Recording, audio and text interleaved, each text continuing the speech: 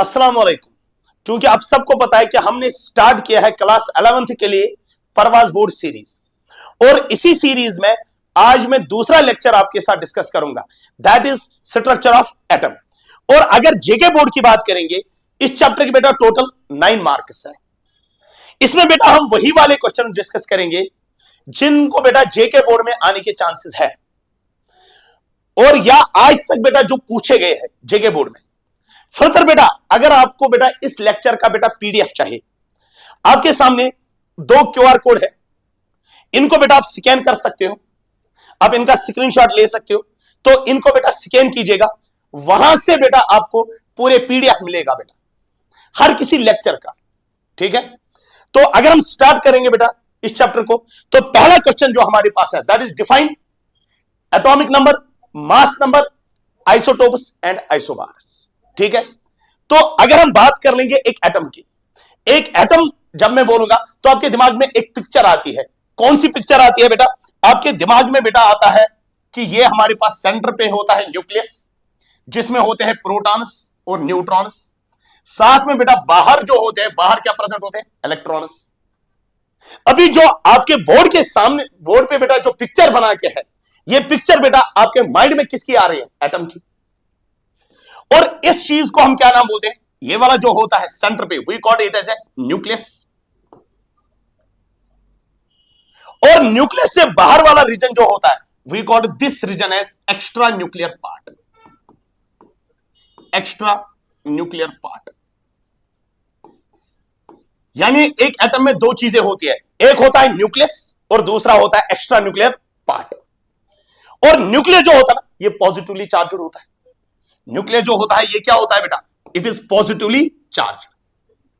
और इस न्यूक्लियस में कितने प्रोटॉन्स होंगे, इस न्यूक्लियस में कितने प्रोटॉन्स है बेटा, उसी को हम नाम बोलते हैं क्या? Atomic number.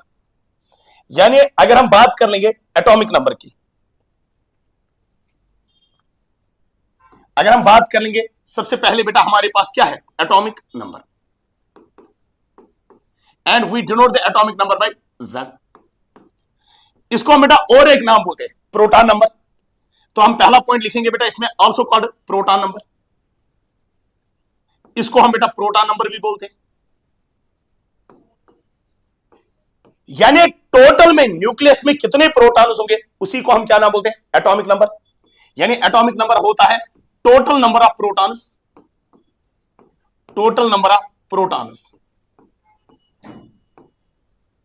Present in the nucleus of an atom, present in the nucleus.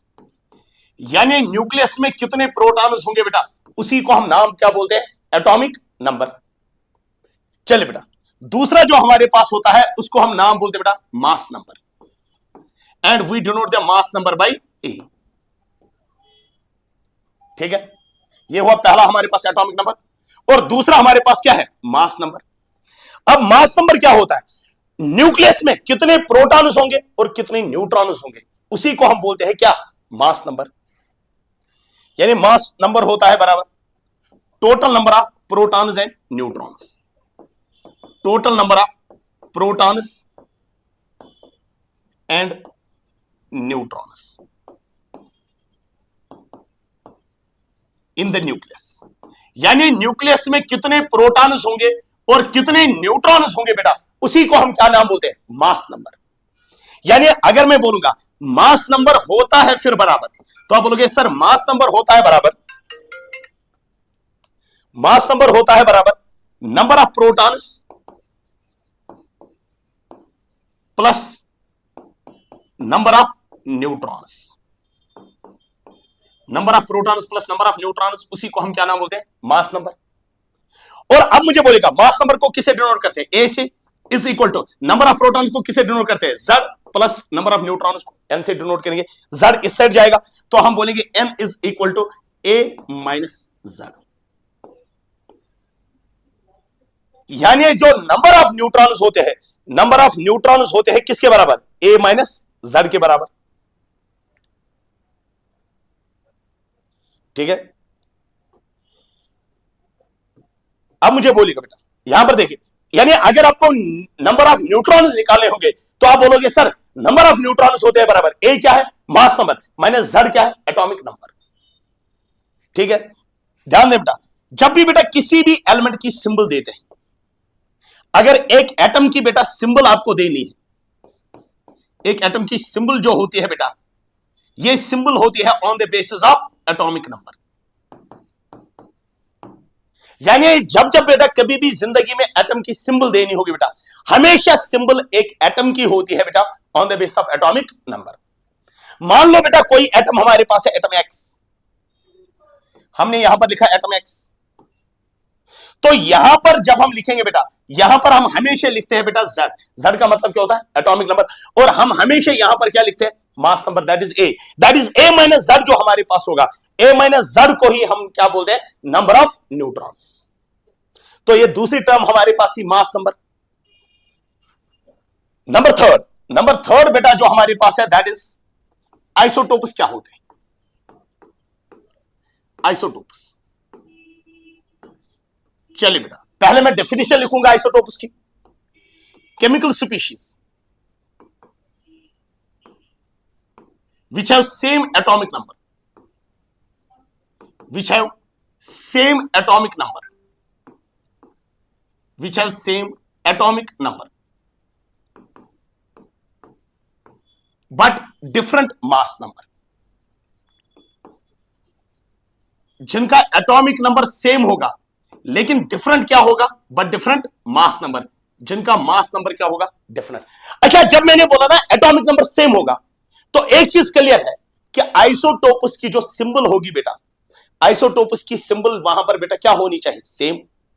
तो अगर हम बात कर लेंगे, जैसे बेटा आपकी एनसीईआरटी ने लिख के है बेटा, हाइड्रोजन के आइसोटोपस हमारे पास H11, इसी तरह से बेटा H12 ड्यूटेरियम, और इसी तरह से H13 that is called as a tritium. और अगर आप तीनों का देखोगे, तीनों में बेटा Z का वैल्यू क्या है सेम, इसीलिए बेटा but they differ in their A values. इसी तरह से बेटा हमारे पास कार्बन 612, इसी तरह से बेटा कार्बन 613, इसी तरह से बेटा कार्बन 614, कार्बन 612, कार्बन 613, कार्बन 614। तो अगर हम देख लेंगे बेटा इन तीनों का बेटा एटॉमिक नंबर क्या है सेम, इसीलिए बेटा इन तीनों की सिंबल क्या है सेम। ये हुआ बेटा आइसोटोप्स।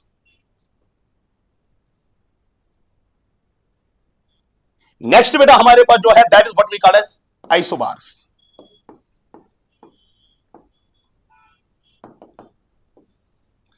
आइसोबार्स क्या होते हैं ध्यान देना, chemical species which have same mass number, which have same mass number, जिनका मास नंबर क्या होगा same but different atomic number, but different atomic number, लेकिन एटॉमिक नंबर क्या होगा बेटा डिफरेंट। तो अगर हम बात कर लेंगे मास नंबर सेम होने का ध्यान देना, मास नंबर इनका क्या होगा सेम लेकिन एटॉमिक नंबर क्या है डिफरेंट। जब एटॉमिक नंबर डिफरेंट होगा तो ऑब्वियसली बेटा जो सिंबल होगी वो भी अलग अलग होगी। किन में बेटा आइसोबार्स में। जैसे बेटा एग्जांपल में यहां पर लिखूंगा कार्बन 614, तो मास नंबर कितना है 14। इसी तरह से बेटा नाइट्रोजन 714, नाइट्रोजन 714 में भी मास नंबर क्या है 14। या इसी तरह से बेटा हमारे पास है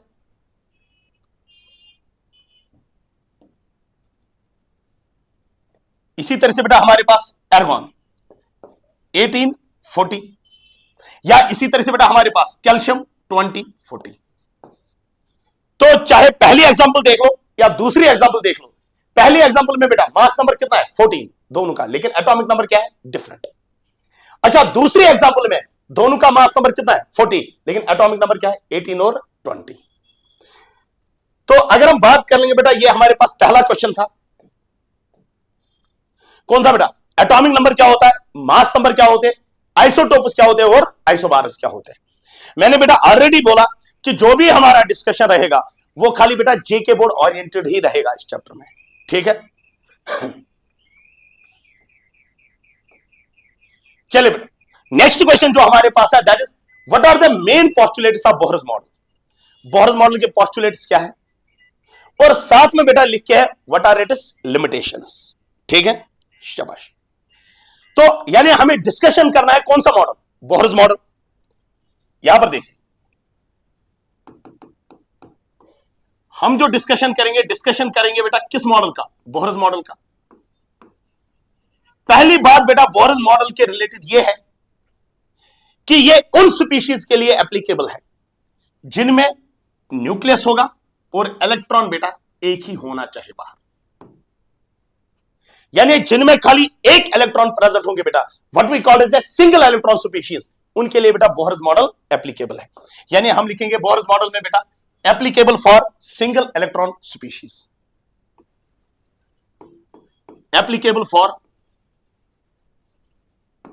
single electron species, single electron species, ये सिंगल इलेक्ट्रॉन स्पीशीज के लिए एप्लीकेबल है जिनके पास एक ही इलेक्ट्रॉन होता है।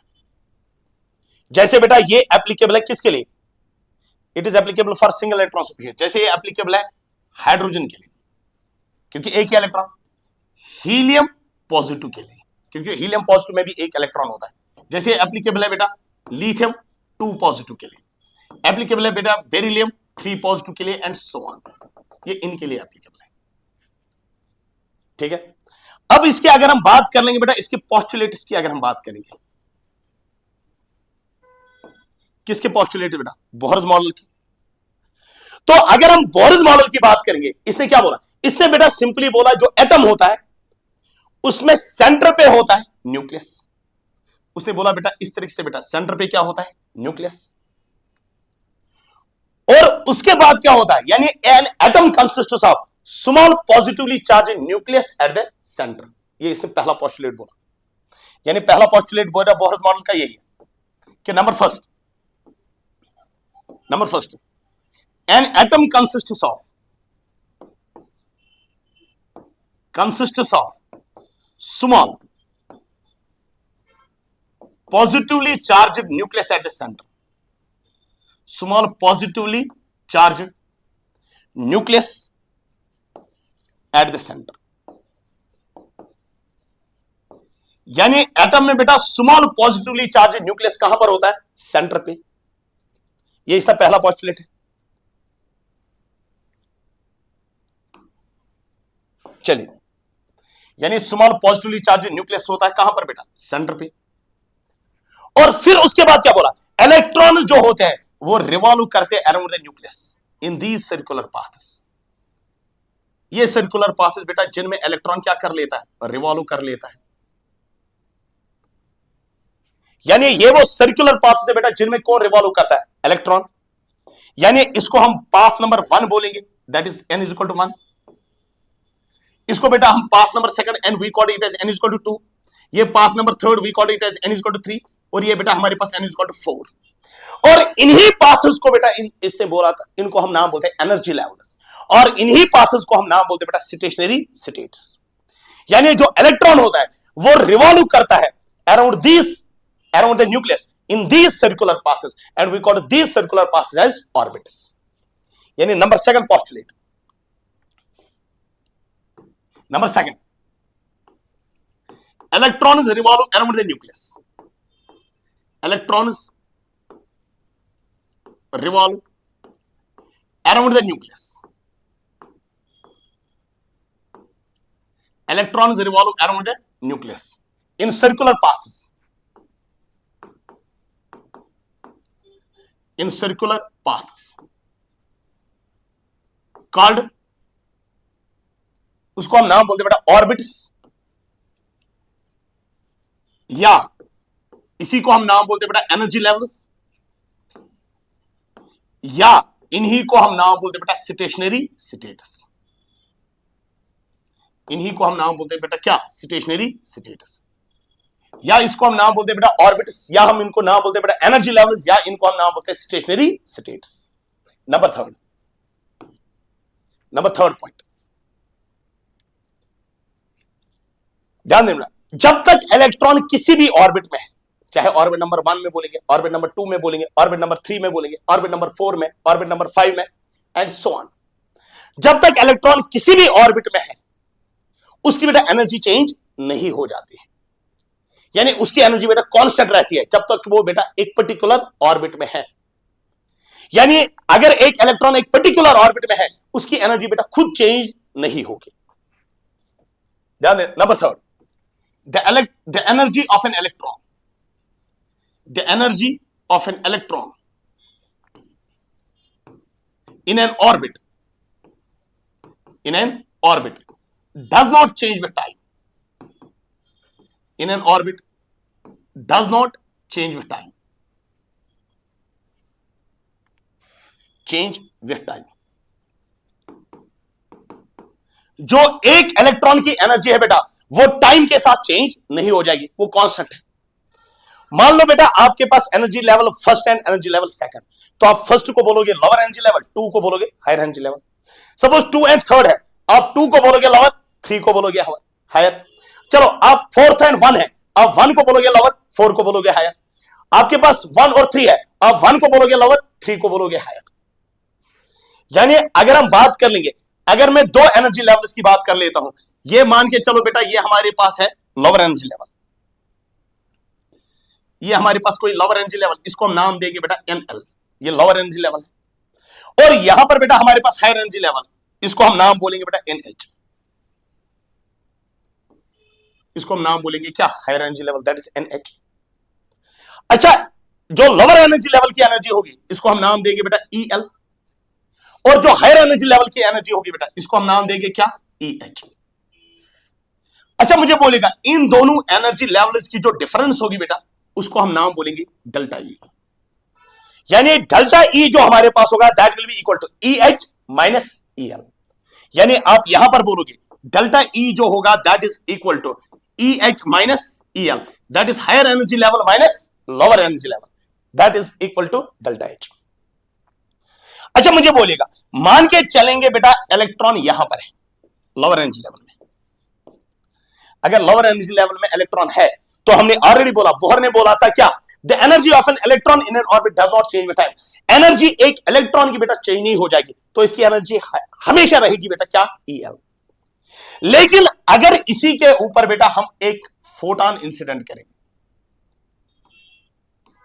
लाइट इंसिडेंट करेंगे जिसकी एनर्जी कितनी है, hν। ये hν वाला फोटॉन बेटा इस इलेक्ट्रॉन को ले जा सकता है फ्रॉम लोअर एनर्जी लेवल से लेकर हायर एनर्जी लेवल तक। यानी इस hν ने कितनी एनर्जी प्रोवाइड की, इसने बेटा डेल्टा E एनर्जी प्रोवाइड की। यानी अब मैं इतना बोल सकता हूं जो ये डेल्टा E है ये hν के बराबर है। यानी मैं बोल सकता हूं बेटा कि जो ये डेल्टा E है, डेल्टा E की जगह मैं क्या लिख सकता हूं बेटा, hν। hν किसके बराबर है, क्या मैं बोल सकता हूं ये है EH माइनस EL। वेरी गुड, क्योंकि ये जो डेल्टा E है ये किसने प्रोवाइड किया, लाइट ने प्रोवाइड किया, फोटॉन ने प्रोवाइड किया, जिस फोटॉन की एनर्जी कितनी थी, hν। अब मुझे बोलेगा बेटा यहां देख लो, तो H इस साइड जाएगा तो न्यू किसके बराबर आ जाएगा, दैट इज EH माइनस EL divided by H। And we called this as, इस चीज को हम नाम बोलते बेटा, we called it as Bohr frequency rule. इसको हम नाम बोलते बेटा बोहर फ्रीक्वेंसी रूल। यानी ये हमें फ्रीक्वेंसी देगा उस फोटॉन की, उस फोटॉन की फ्रीक्वेंसी मिलेगी जिसकी वजह से बेटा आपका इलेक्ट्रॉन गया लोअर एनर्जी लेवल से लेकर हायर एनर्जी लेवल तक। उस फोटॉन की जो फ्रीक्वेंसी है दैट इज EH माइनस EL डिवाइडेड बाई H। ठीक है बेटा, यहां शाबाश। तो कितने पोस्टुलेट सभी हुए, 3। अब मुझे बोलेगा बेटा, ध्यान दे बेटा, अगर एक पार्टिकल बेटा लीनियर मोशन दिखाएगा ना, इस तरीके से लीनियर मोशन दिखाएगा, तो उसके पास जो मोमेंटम होता है that momentum is called as linear momentum. अगर एक पार्टिकल बेटा सर्कुलर मोशन दिखाएगा तो इसके पास जो मोमेंटम होता है that is called as angular momentum. Angular momentum इतना तो बेटा बहुत अच्छी तरीके से जानते हो कि अगर पार्टिकल लीनियर मोशन दिखाएगा एक ही एक्सिस पे तो उसके पास होता है लीनियर मोमेंटम, और अगर यही बेटा सर्कुलर मोशन दिखाएगा तो इसके पास कौन सा मोमेंटम होता है, एंगुलर मोमेंटम। और ये एंगुलर मोमेंटम होता है mvr के बराबर। एंगुलर मोमेंटम किसके बराबर होता है, mvr के बराबर होता है। ध्यान देना। अब मुझे बोलेगा बेटा जब इन एनर्जी लेवल में इलेक्ट्रॉन रिवॉल्व करता है, क्या उस इलेक्ट्रॉन के पास लीनियर मोमेंटम होगा कि एंगुलर मोमेंटम? तो आप बोलोगे सर उसके पास होगा कौन सा मोमेंटम? Angular momentum. इलेक्ट्रॉन के पास कौन सा मोमेंटम होगा? Angular momentum. और वो एंगुलर मोमेंटम मैंने बोला बेटा वो किसके बराबर होता है? एंगुलर मोमेंटम होता है mvr के बराबर। चाहे इलेक्ट्रॉन किसी भी ऑर्बिट में रिवॉल्व करेगा, उसके पास क्या होता है? Angular momentum. तो अभी तक बेटा कितने पॉस्टुलेट्स हुए? 3। Number fourth postulate, the electrons can revolve only in those orbits. The electrons can revolve. The electron can revolve. The electron, क्योंकि सिंगल इलेक्ट्रॉन स्पीशीज है। The electron can revolve only in those orbits. Only in those orbits in which MVR का मतलब क्या होता है? Angular momentum is equal to NH/2π, यानी angular momentum होना चाहिए किसके बराबर? NH/2π के बराबर। यानी the electron can revolve only in those orbits. Electron बेटा खाली उन ऑर्बिट्स में मूव करेगा जिन ऑर्बिट्स में एंगुलर मोमेंटम होता है किसके बराबर? NH/2π। वेयर n जो हमारे पास होगा, n का वैल्यू हमारे पास हो सकता है 1 2 3 4। यानी इलेक्ट्रॉन खाली उन ऑर्बिट्स में मूव करेगा, या तो एंगुलर मोमेंटम होगा 1h/2π, या तो एंगुलर मोमेंटम होगा 2h/2π, या तो एंगुलर मोमेंटम होगा 3h/2π, या तो एंगुलर मोमेंटम होगा 4h/2π एंड सो ऑन। यानी इलेक्ट्रॉन खाली उन ऑर्बिट्स में मूव करेगा जिनमें एंगुलर मोमेंटम होगा किसके बराबर? That is equal to NH/2π। ठीक है बेटा, शाबाश। तो ये पोस्टुलेट्स थे किस मॉडल के बेटा? बोहर्स मॉडल के। अब नेक्स्ट हमारे पास क्या है? What are its limitations? इसकी लिमिटेशंस क्या है? अच्छा, लिमिटेशंस को डिस्कस करने से पहले मुझे बोल देना, जो n इज इक्वल टू 1 है we call it as a K shell, जो n इज इक्वल टू 2 है we call it as an L shell, n is equal to 3 we call it as M shell, n is equal to 4 we call it as N shell and so on.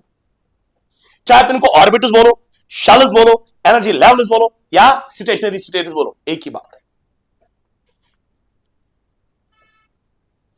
चलिए next बेटा हमारे पास जो है what we call as limitations.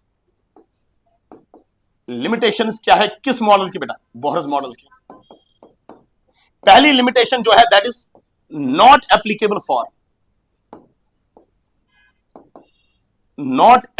For multi electron species. यानी ये multi electron species के लिए एप्लीकेबल नहीं है। मल्टी इलेक्ट्रॉन स्पीशीज यानी मल्टी इलेक्ट्रॉन स्पीशीज होने का मतलब जिनके पास एक से ज्यादा इलेक्ट्रॉन है उनके लिए बेटा एप्लीकेबल नहीं है। कौन सा model? Bohr's model. Number second, इसने बेटा ये एक्सप्लेन नहीं किया ये MVR क्यों होता है NH/2π के बराबर। Why not N/2H/2π? Why not N/3H/2π? ये भी बेटा इसने एक्सप्लेन नहीं किया। Number second, it could not explain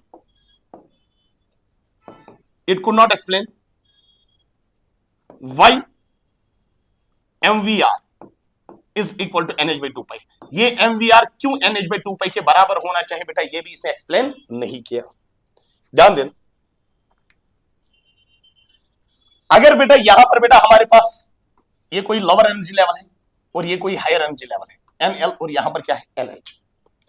अगर इलेक्ट्रॉन बेटा हायर एनर्जी लेवल में है, इलेक्ट्रॉन हायर एनर्जी लेवल में, जरा मुझे बोलेगा अगर ये लोअर एनर्जी लेवल में आ जाएगा क्या ये एनर्जी इमिट करेगा? यस। क्या ये लाइट इमिट करेगा? यस। जब ये एनर्जी इमिट करेगा उस एनर्जी को अगर आप किसके थ्रू पास करोगे? प्रिज्म के थ्रू। आपको बेटा स्क्रीन पे क्या मिलेगा? आपको स्क्रीन पे एक लाइन मिलेगी। मान लो बेटा आपको स्क्रीन पे ये एक लाइन मिलेगी, ठीक है, and we call this line as, इसको हम नाम बोलते हैं बेटा स्पेक्ट्रल लाइन। ये स्क्रीन है। लेकिन क्या है कि बेटा अगर मैं यहां पर कर लेता हूं, ध्यान देना, इलेक्ट्रॉन आया हायर एनर्जी लेवल से लेकर लोअर एनर्जी लेवल तक, स्क्रीन पे बेटा आपको क्या मिलेगी? एक लाइन मिलेगी। लेकिन अगर मैं यहां पर यूज कर लूंगा नॉर्थ पोल और यहां पर यूज कर लूंगा south pole, that is which field? Magnetic field. North pole और यहां पर क्या है? South pole. जो ये लाइन हमारे पास है बेटा, ये एक लाइन नहीं रहेगी बेटा, ये टूट जाएगी बेटा बहुत सारे लाइन्स में। We call those lines as fine lines या फाइन स्पेक्ट्रम। यानी बहुत सारे थिन लाइन्स, यानी ये जो लाइन थी, एक लाइन, ये लाइन स्प्लिट हो जाएगी, लेकिन किस फील्ड की वजह से? मैग्नेटिक फील्ड की वजह से, and we called that is a Zeeman effect. और बोहर को बोला गया कि ये ज़ीमन इफेक्ट क्यों होता है वहां पर, और बोहर's मॉडल को नॉट एक्सप्लेन इट। तो यहां पर हम बेटा लिखेंगे थर्ड इसका, it could not explain Zeeman effect, it could not explain Zeeman effect.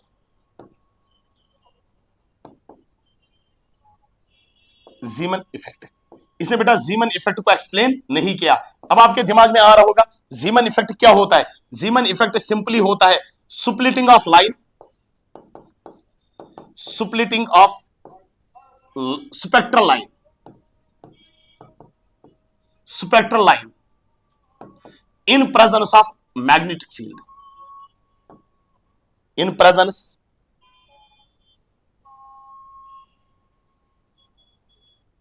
splitting of spectral line in presence of magnetic field। यानी मैग्नेटिक फील्ड यूज करने से बेटा स्पेक्ट्रल लाइन, वो जो लाइन थी वो स्प्लिट हुई, और ये लाइन बेटा फिर से स्प्लिट हो सकती है।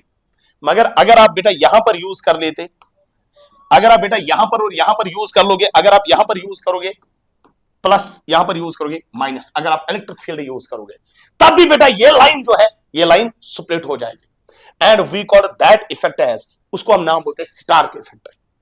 नंबर फोर्थ बेटा, it could not explain, it could not explain Stark effect, Stark effect, it could not explain Stark effect. अब ये स्टार्क इफेक्ट क्या होता है बेटा? स्टार्क इफेक्ट होता है splitting of spectral line,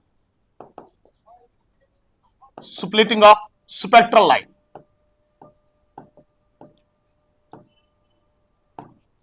in presence of electric field, splitting of spectral line in presence of electric field।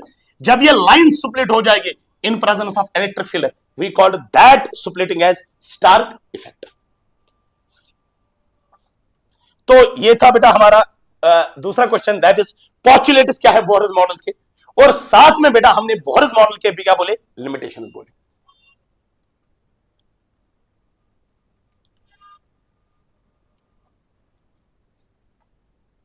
चलिए बेटा, अगर हम बात कर लेंगे बेटा what is electromagnetic spectrum, electromagnetic spectrum क्या होता है, ध्यान दे बेटा यहां पर।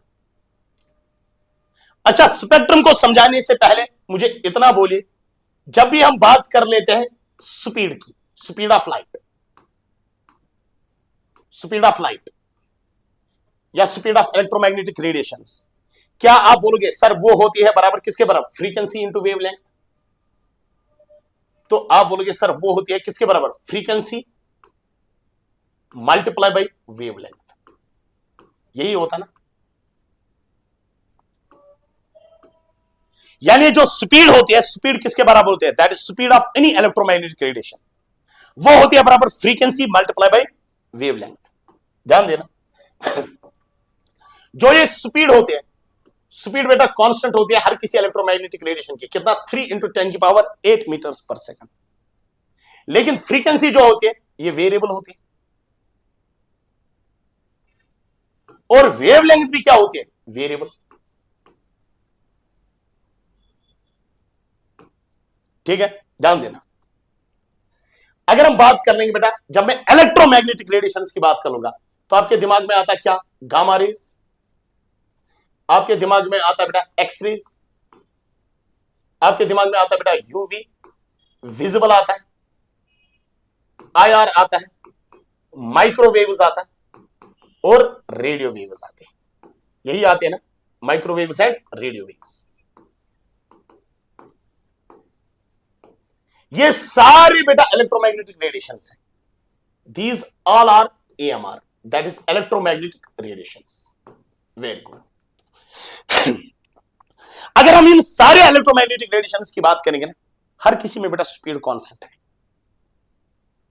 मगर ध्यान दे बेटा जो फ्रीक्वेंसी और वेवलेंथ है वो इनमें क्या है? वेरिएबल। तो इसका मतलब हुआ अगर मैं इनको अरेंज करूंगा, या तो इंक्रीजिंग ऑर्डर में या डिक्रीजिंग ऑर्डर में। हम इनको on the base of speed नहीं कर सकते क्योंकि स्पीड इनमें हर क्या क्या है, constant.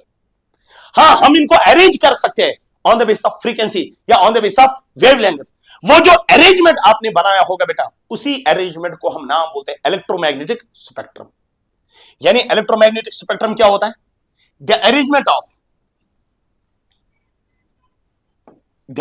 Of electromagnetic radiations, EMR, on the basis of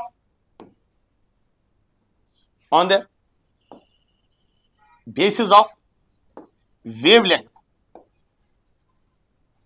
or frequency, on the basis of wavelength or frequency।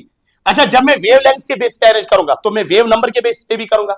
अगर मैं फ्रीक्वेंसी के बेस पे करूंगा, मैं टाइम पीरियड के बेस पे भी कर सकता हूं, मैं एनर्जी के बेसिस पे भी कर सकता हूं इनको। Yes, the arrangement of electromagnetic radiations on the basis of wavelength और frequency is called electromagnetic spectrum.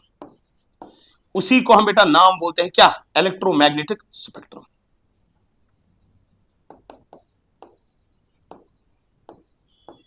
उसी को हम नाम बोलते हैं बेटा क्या? Electromagnetic spectrum. यानी जब आप इन रेडिएशन को बेटा अरेंज करोगे, या तो बेटा वेवलेंथ के ऑर्डर, या तो इंक्रीजिंग या तो डिक्रीजिंग, फ्रीक्वेंसी या तो इंक्रीजिंग या डिक्रीजिंग, उसी को हम नाम बोलते हैं, उस अरेंजमेंट को बेटा नाम दिया जाता है क्या? Electromagnetic spectrum. चलिए बेटा,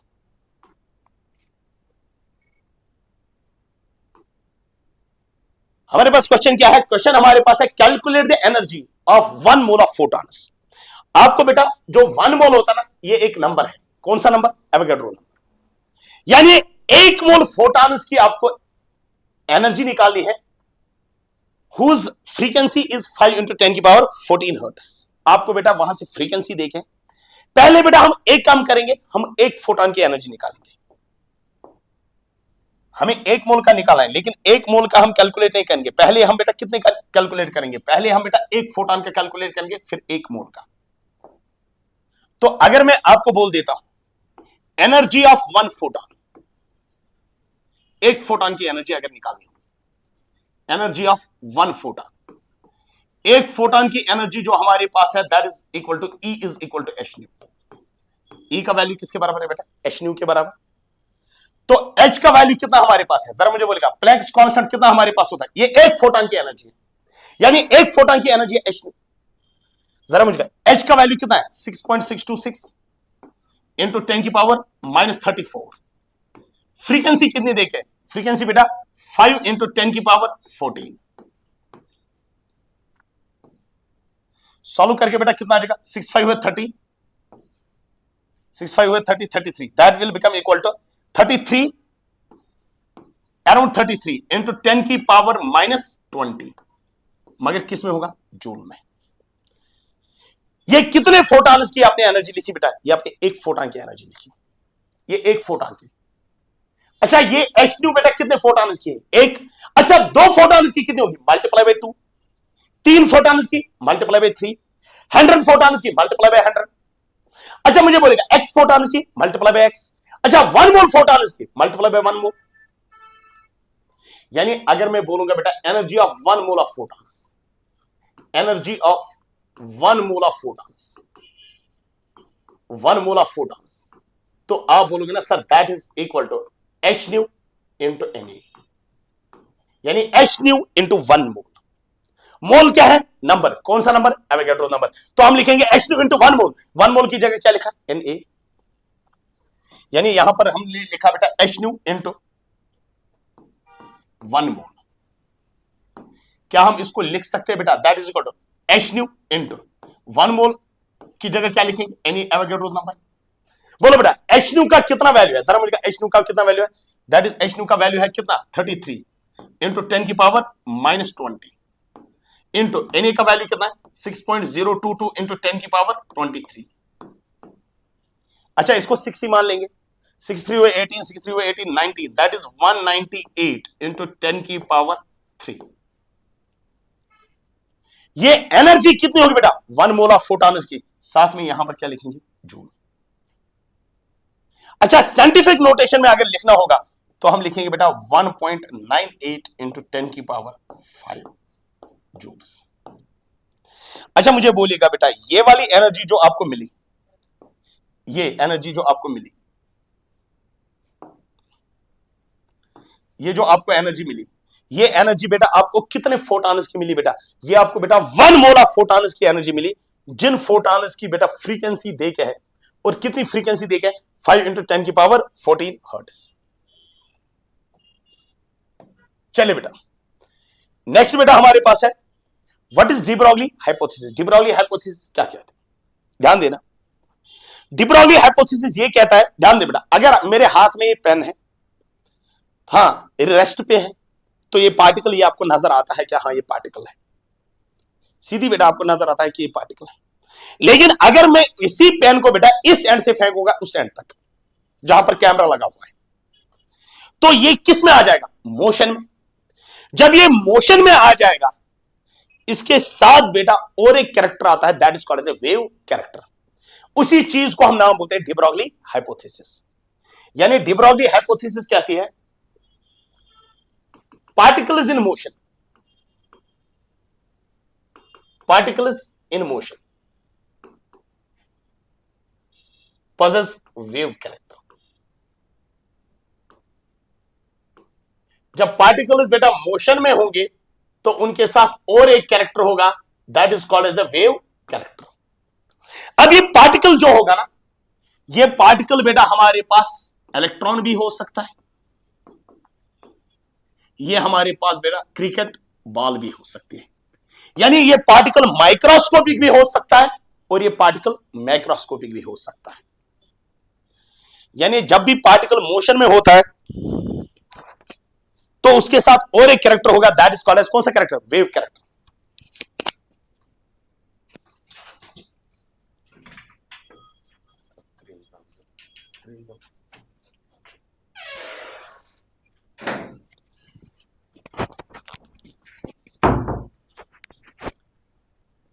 यानी जब भी पार्टिकल मोशन में आ जाएगा ना, चाहे वो माइक्रोस्कोपिक पार्टिकल हो यानी इलेक्ट्रॉन हो, या एक मैक्रोस्कोपिक बड़ा पार्टिकल हो बेटा, जब भी वो मोशन में होगा ना, उसके साथ वेव कैरेक्टर होगा। यानी उसके साथ खाली कैरेक्टर पार्टिकल का कैरेक्टर नहीं है, हां चाहे वो आपको नजर आए या ना आए। डी ब्रॉगली ने बोला कि उसके साथ कौन सा कैरेक्टर होता है? Wave character. अब जो वेव होती है उस पार्टिकल के साथ, यानी जो जब मैं इस पेन को बेटा इस एंड से उस एंड तक फेंकूंगा, इसके साथ जो कैरेक्टर होगा ना, वेव कैरेक्टर, यानी इसके साथ जो वेव होगी उसको हम नाम बोलते हैं मैटर वेव और डी ब्रॉगली वेव। यानी इसी के साथ लिखेंगे the wave associated with a particle, the wave associated with a particle, associated with a particle is called matter wave और डी ब्रॉगली वेव। उसको हम बेटा नाम बोलते हैं बेटा मैटर वेव, या हम उसको नाम बोलते हैं और de Broglie wave, matter wave और डी ब्रॉगली वेव।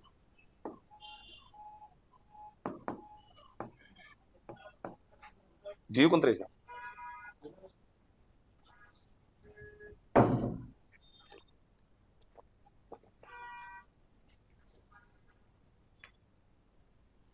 चलिए, तो अगर हम बात कर लेंगे बेटा जो इस पार्टिकल के साथ वेव होगी बेटा, we call that as a matter wave और डी ब्रॉगली वेव। जब वेव होगी तो इसका कुछ ना कुछ वेव लेंथ होगी, and that wavelength lambda जो होता है that is equal to h divided by m into v।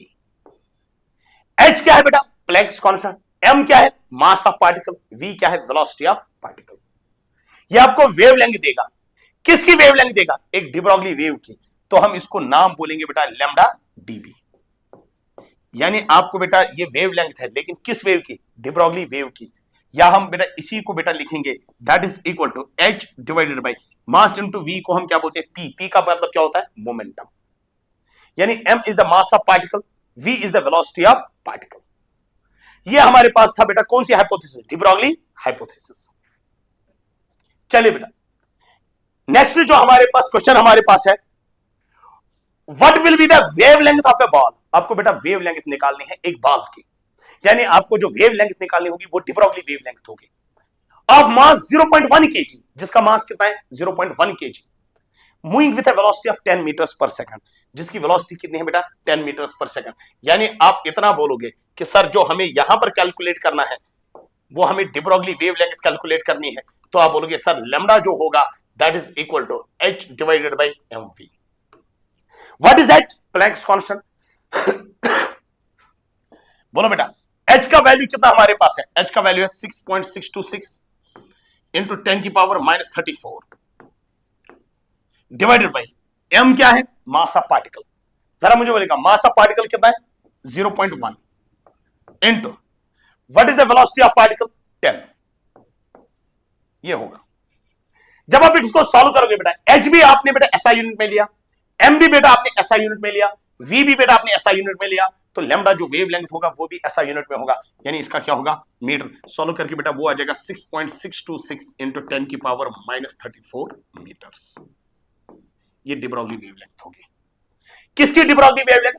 ये डी ब्रॉगली वेव लेंथ बेटा उस बॉल की होगी बेटा, एक गेंद जो होगी बेटा जो मूव कर रही होगी, जिसकी स्पीड कितनी होगी बेटा 10 मीटर्स पर सेकंड, मगर जिसका मास कितना है 0.1 केजी। ठीक है, शाबाश। चलिए बेटा अब जो नेक्स्ट क्वेश्चन हमारे पास है that is state Heisenberg's uncertainty principle. Heisenberg's uncertainty principle क्या कहता है? यहां पर देखिए, मान लो बेटा हमारे पास ये एक बॉक्स है, ये हमने एक बॉक्स लिया और इस बॉक्स की लेंथ बेटा यहां पर है L is equal to 10 metre. Suppose 10 metre length वाला बॉक्स है। 10 मीटर भी बेटा आपको फील हो रहा होगा कि कितना है, और इसमें बेटा हम यहां पर बेटा मान के चलेंगे एक इलेक्ट्रॉन है, ये मैंने बोला ये इलेक्ट्रॉन है, और इस इलेक्ट्रॉन की वेलोसिटी बेटा कितनी है? 0। वेलोसिटी 0 होने का मतलब वो ये मोशन में नहीं है। और याद रखिएगा बेटा केमिस्ट्री में वेलोसिटी और स्पीड एक ही बात होती है, केमिस्ट्री में मास वेट बेटा एक ही बात होती है। ध्यान देना, अगर मैं किसी भी स्टूडेंट को बोल दूंगा ना कि ये बोले ये इलेक्ट्रॉन कहां पर है, तो हर कोई दिखाएगा सर इलेक्ट्रॉन यहां पर है जहां पर आपने डॉट दिखाया, क्योंकि ये तो मोशन में नहीं है, ये तो अपनी ही जगह होगा। किसी को भी बोल दो वो बोलेगा सर इलेक्ट्रॉन यहां पर प्रेजेंट है जहां पर आपने ये डॉट दिखाया। अब मान लो बेटा दूसरा एक बॉक्स मैंने लिया, दूसरा एक बॉक्स मैंने लिया ये, और इस बॉक्स की बेटा लेंथ बेटा हमने मानी 10 मीटर। ये लेंथ बॉक्स की लेंथ कितनी है? 10 मीटर। और इस बॉक्स में बेटा यहां पर इलेक्ट्रॉन प्रेजेंट है, इस बॉक्स में यहां पर इलेक्ट्रॉन प्रेजेंट है, ये इलेक्ट्रॉन है, मगर जो ये इलेक्ट्रॉन है बेटा, इस इलेक्ट्रॉन की मान लो बेटा speed v is not equal to 0, ये v 0 के बराबर, तो इसका मतलब हुआ v is not equal to 0 होने का मतलब हुआ ये मोशन में है। अगर ये मोशन में है तो डी ब्रॉगली ने बोला था जब भी पार्टिकल मोशन में होगा तो उसके साथ वेव कैरेक्टर होगा, तो इस इलेक्ट्रॉन के साथ जब ये मोशन में होगा तो इसके साथ वेव कैरेक्टर होगा, तो आपको बेटा ऐसे कुछ बॉक्स में वेव नजर आएगी, आपको बेटा बॉक्स में इस तरीके से वेव कुछ नजर आएगी। अगर आपको बेटा बॉक्स में बेटा इस तरीके से वेव कुछ नजर आएगी, तो अगर आपको यह बोला जाएगा अब ये इलेक्ट्रॉन कहां पर है, तो आप बोलोगे सर ये इलेक्ट्रॉन बॉक्स में है, मगर कहां पर है बेटा ये नहीं बोल सकते हो। यानी if an electron is moving with some velocity, अगर इलेक्ट्रॉन मूव कर रहा है विथ सम वेलोसिटी, तब आप इसकी पोजीशन नहीं बता सकते हो। अगर इलेक्ट्रॉन मूव कर रहा है विद सम वेलोसिटी, यहां पर इलेक्ट्रॉन की वेलोसिटी कितनी थी? 0, स्पीड 0 थी, तो आपने बोला एग्जैक्ट पोजीशन क्या है। लेकिन यहां पर इलेक्ट्रॉन मूव कर रहा है तो it is moving with some velocity, यानी इसका मोमेंटम कुछ है, तो आप इसकी पोजीशन नहीं बता सकते हो। यानी उसी को बेटा हाइजेनबर्ग ने इन द फॉर्म ऑफ एक प्रिंसिपल लिखा कि साइमल्टेनियसली हम वेलोसिटी और पोजीशन इलेक्ट्रॉन का नहीं बता सकते, यानी वही हम बेटा in the form of statement लिखेंगे। It is impossible. It is impossible. It is impossible to determine simultaneously. It is impossible to determine simultaneously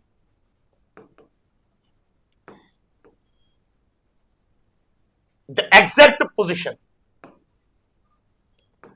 the exact position and exact momentum बोल दो या वेलोसिटी बोल दो, exact position and exact momentum of microscopic moving particle, of microscopic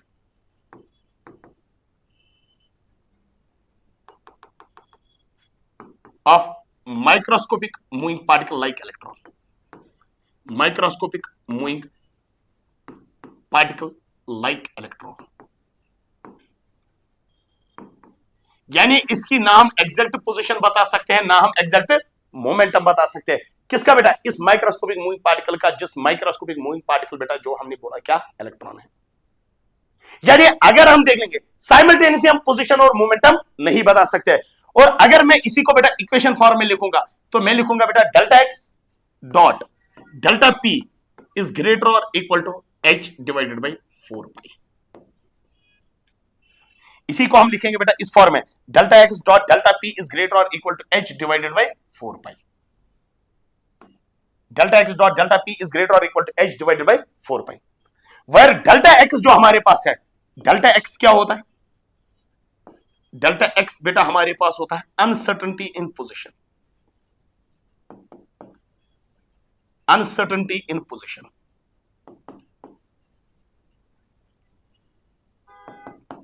क्योंकि आप यहां पर बेटा पोजीशन पे अनसर्टन हो ना, क्या इलेक्ट्रॉन कहां पर है? बॉक्स में। अनसर्टेनिटी इन पोजीशन कितनी है? 10 मीटर, क्योंकि 10 मीटर में कहीं पर इलेक्ट्रॉन प्रेजेंट है। दूसरा बेटा डेल्टा पी क्या है? डेल्टा पी हमारे पास है uncertainty in momentum, uncertainty in momentum. Delta p is uncertainty in position and delta x is uncertainty in position and delta p is uncertainty in momentum. तो ये कौन सा हमारे पास था? हाइजेनबर्ग्स अनसर्टेनिटी प्रिंसिपल। चलिए बेटा नेक्स्ट क्वेश्चन जो हमारे पास है that is define quantum numbers, name the 4 quantum numbers. आप बोले क्वांटम नंबर्स क्या होते हैं, फिर उसके बाद आपको डिफाइन करने हैं 4 क्वांटम नंबर्स, एक्सप्लेन करने बेटा 4 quantum numbers.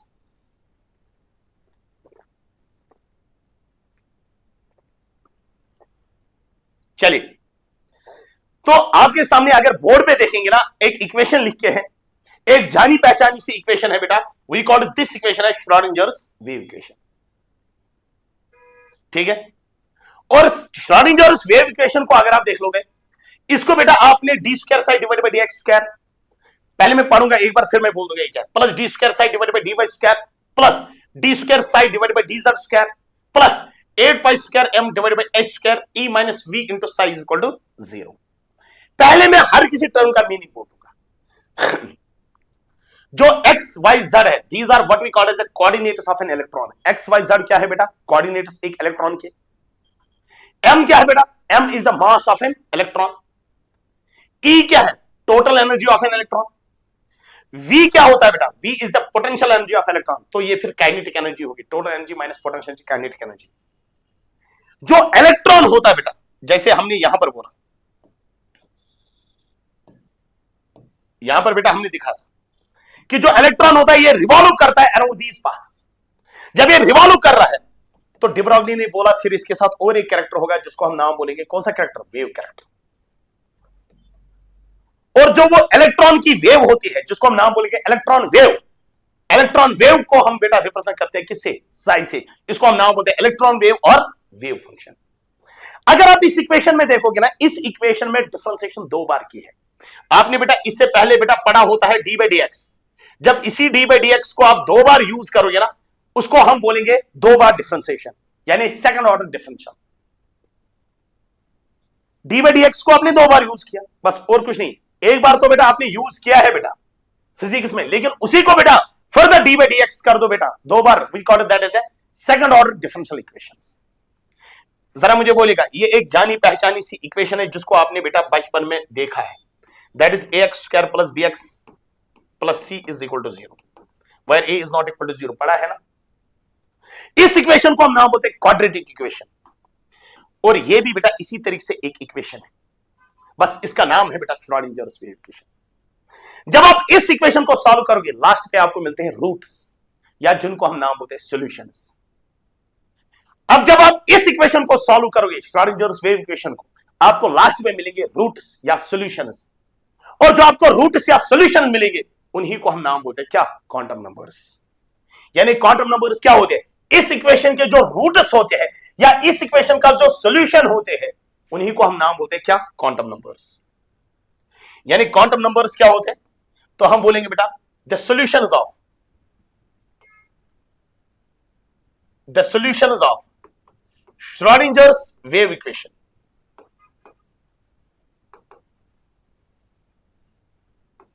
Wave equation are called quantum numbers.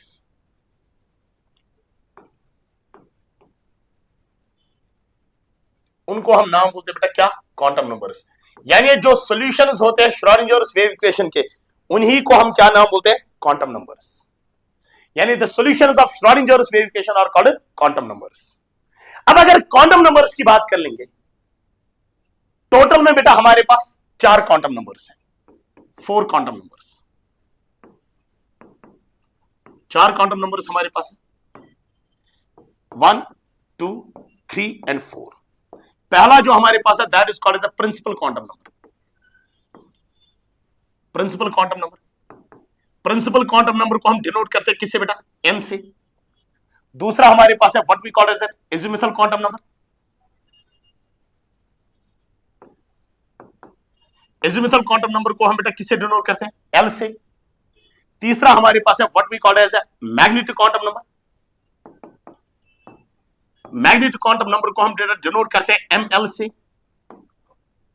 और फिर उसके बाद बेटा हमारे पास है what we call as spin quantum number, और स्पिन क्वांटम नंबर को हम बेटा डिनोट करते हैं ms से।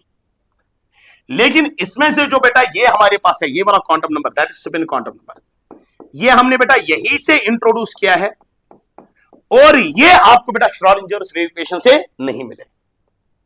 यानी अगर आपको पूछा जाएगा टोटल में कितने क्वांटम नंबर्स हैं, तो आप बोलोगे सर टोटल में 4 क्वांटम नंबर्स हैं, principal quantum number, azimuthal quantum number, magnetic quantum number and spin quantum number. पहले हम बेटा डिस्कस करेंगे किसको? प्रिंसिपल क्वांटम नंबर को। Principal quantum number,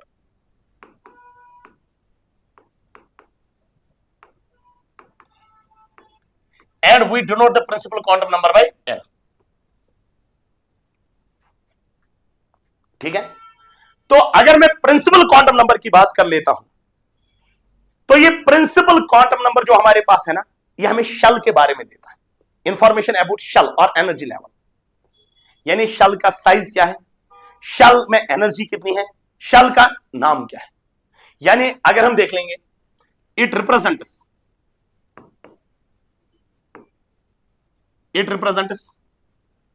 the size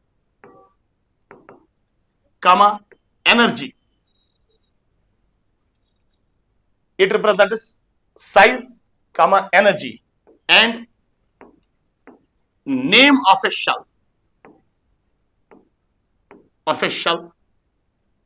to which electron belongs,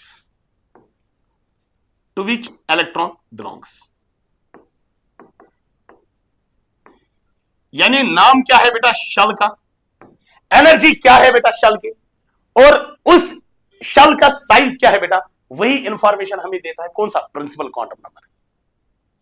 value of n, अगर मैं बोल दूंगा बेटा n का वैल्यू कहां से कहां तक होता है, n का वैल्यू होता है बेटा 0 1 2 3 so on मैक्सिमम बेटा कहां तक होता है? इन्फिनिटी तक। n का वैल्यू बेटा कहां से स्टार्ट होता है? n का वैल्यू होता है बेटा क्या? 1 होता है, 2 होता है, so on बेटा मैक्सिमम कहां तक होता है? इन्फिनिटी तक। ध्यान देना, अगर मैं बात कर लेता हूं बेटा इन पीरियोडिक टेबल में वैल्यू ऑफ n जो होता है that is equal to 1 to 7। Periodic table में n का वैल्यू कहां से कहां तक होता है? 1 से लेकर 7 तक। पीरियोडिक टेबल में n का वैल्यू कहां से कहां तक होता है? 1 to 7। अब मुझे बोलिएगा बेटा, अगर मैं यहां से बोलूंगा बेटा प्रिंसिपल क्वांटम नंबर, यानी यहां से n का वैल्यू दूंगा और यहां से शेल, यानी यहां से n का वैल्यू और यहां से बेटा क्या लिखेंगे, शल। अगर n का value 1, we called that shell as K shell. n का वैल्यू 2, n का वैल्यू 3, n का वैल्यू 4, n का value 5 and so on. n का वैल्यू 2 l शल, n का वैल्यू 3 m शल।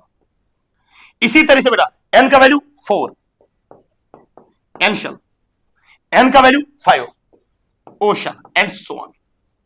ये ऐसे ही चलेगा बेटा KLMNOPQ एंड सो ऑन। तो अगर हम देख लेंगे एक साइड से n का वैल्यू लिखा और दूसरे साइड से हमने क्या लिखा, शल कौन सी है। ठीक है, तो ये हमने बेटा 3 पॉइंट बेटा किस क्वांटम नंबर के रिलेटेड बोले, प्रिंसिपल क्वांटम नंबर के रिलेटेड। और मैंने बेटा ऑलरेडी आपको बोला कि फर्दर हम बेटा डिस्कस नहीं कर सकते इसको, क्योंकि हमें बेटा वहां तक देखना है कि बोर्ड के बेटा 9 मार्क्स आपको कंप्लीट आने चाहिए बोर्ड में। ठीक है, शाबाश। दूसरा क्वांटम नंबर जो हमारे पास है that is called as azimuthal quantum number. Azimuthal quantum number, और एजिमुथल क्वांटम नंबर हम डिनोट करते हैं किससे, एल से। अब एजिमुथल क्वांटम नंबर हमें क्या बताता है, एजिमुथल क्वांटम नंबर हमें यह बताता है किस सबशेल से इलेक्ट्रॉन बिलोंग करता है। यानी अगर हम देख लें, it represents the subshell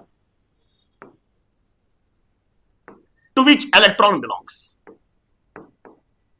to which electron belongs। यानी किस सबशेल के साथ इलेक्ट्रॉन है बेटा,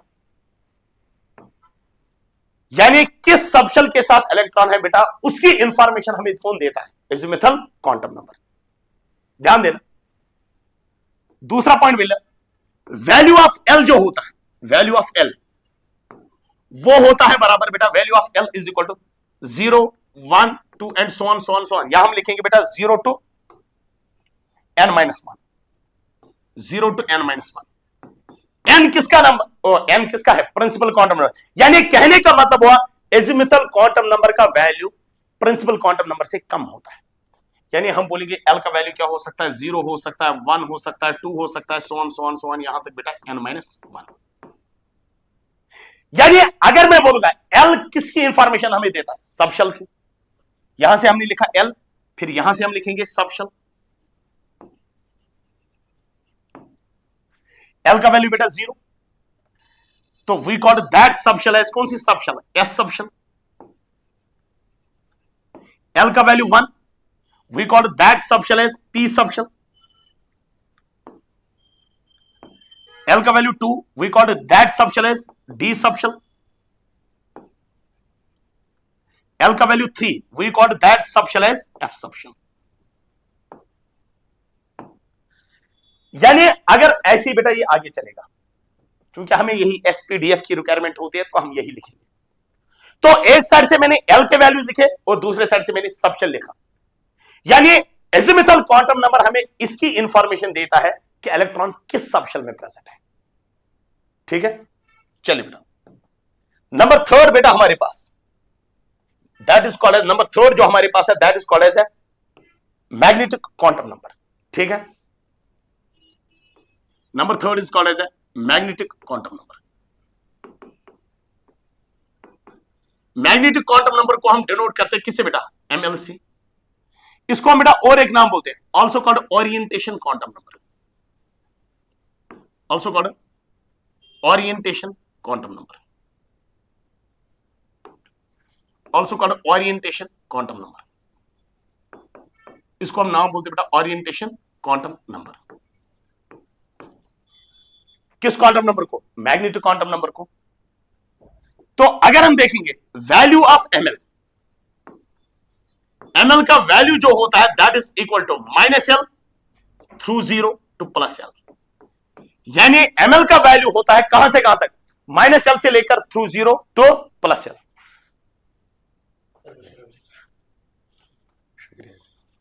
शुक्रिया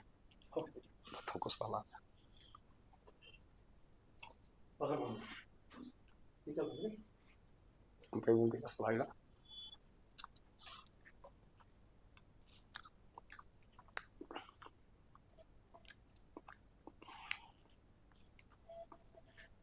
hikaye muर्तजा ये मगर पे थोड़े लुक ना तुम ब्रैडी वैडी कैमरा पे वैसे मौलवी साहब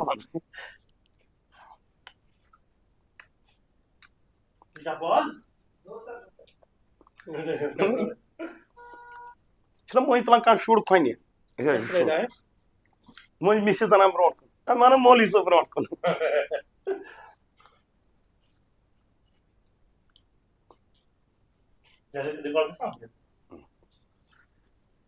मत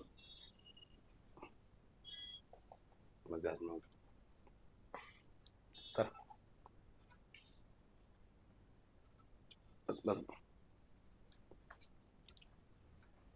चलिए यहां देखिए तो अगर हम देखेंगे मैग्नीट्यूड क्वांटम नंबर की अगर हम बात करेंगे वैल्यू ऑफ एमएल जो होता है that is -L through 0 to +L यानी कहने का मतलब हुआ एमएल का वैल्यू जो है यानी मैग्नीट्यूड क्वांटम नंबर का जो वैल्यू है वो किस पे डिपेंड करता है एजिमुथल क्वांटम नंबर पे ठीक है तो अगर हम देखेंगे नंबर ऑफ वैल्यूज जितने वैल्यू आपको आएंगे नंबर ऑफ वैल्यूज जितने वैल्यू आपको आएंगे बेटा उसका मतलब होगा बेटा उतने ऑर्बिटल्स होंगे नंबर ऑफ ऑर्बिटल्स यानी उतने ऑर्बिटल्स होते हैं और जितने ऑर्बिटल्स होते हैं उतनी ओरिएंटेशंस होती है नंबर ऑफ ओरिएंटेशंस यानी उतनी क्या होती है ओरिएंटेशंस यानी कहने का मतलब हुआ जितने वैल्यूज आएंगे उतने ऑर्बिटल्स होंगे और उतनी ओरिएंटेशंस होंगी वहां पर जैसे जैसे मैं आपको 1 मिनट समझा देता हूं यहां पर मैंने बोला for L is equal to 1 अगर L का वैल्यू क्या आया 1 अगर L का वैल्यू 1 होगा तो L का वैल्यू 1 होने का मतलब हुआ P सबशल तो आप बोलोगे L इज इक्वल टू 1 का मतलब हुआ क्या P subshell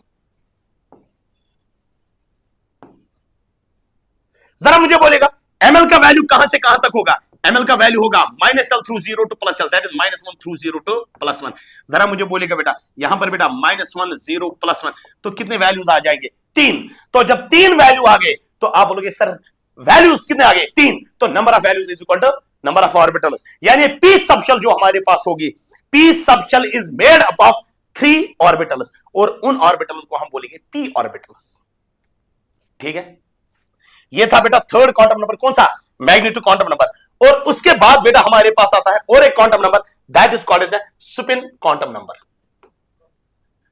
spin quantum number and spin quantum number हमें किस तरह से लिखते हैं MS फॉर्म में और ये स्पिन क्वांटम नंबर किसकी इंफॉर्मेशन देता है बेटा spin off an electron it gives information about the spin off an electron it gives information about